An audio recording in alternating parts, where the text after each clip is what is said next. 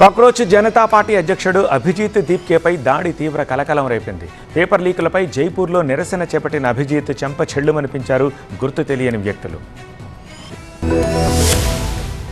జైపూర్లో cockroach Janata party వ్యవస్థాపకుడు అభిజిత్ దీప్కేపై దాడి తీవ్ర కలకలం రేపింది.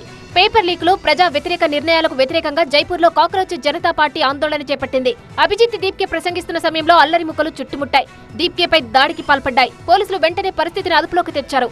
అభిజిత్ పై దాడి చేసిన వాళ్లను కాక్రోచ్ జనతా పార్టీ కార్యకర్తలు చితకబాదారు. అభిజిత్ పై దాడి చేసిన వాళ్లను అరెస్టు చేసేందుకు పోలీసులు గాలింపు చర్యలు చేపట్టారు. నిందితుల్లో ఒకరిని అరెస్టు చేశారు. అభిజిత్ పై ఎందుకు దాడి చేశారని ఆ వ్యక్తిని పోలీసులు ప్రశ్నిస్తున్నారు. తమ వెనుక ఆమ్ ఆద్మీ పార్టీ ఉందన్న వాదనను అభిజిత్ దీప్కే ఖండించారు. తాము ఎవరికీ బీ టీం కాదని స్పష్టం చేశారు.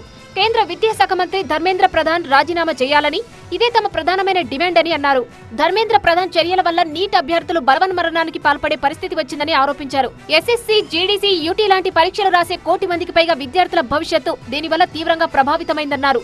ప్రధాన రాజకీయ పార్టీలు విద్యార్థుల సమస్యలపై పోరాడడం లేదని ఆరోపించారు అభిజిత్ దీప్కే. అందుకే తమ పార్టీ పోరాటం చేస్తుందన్నారు.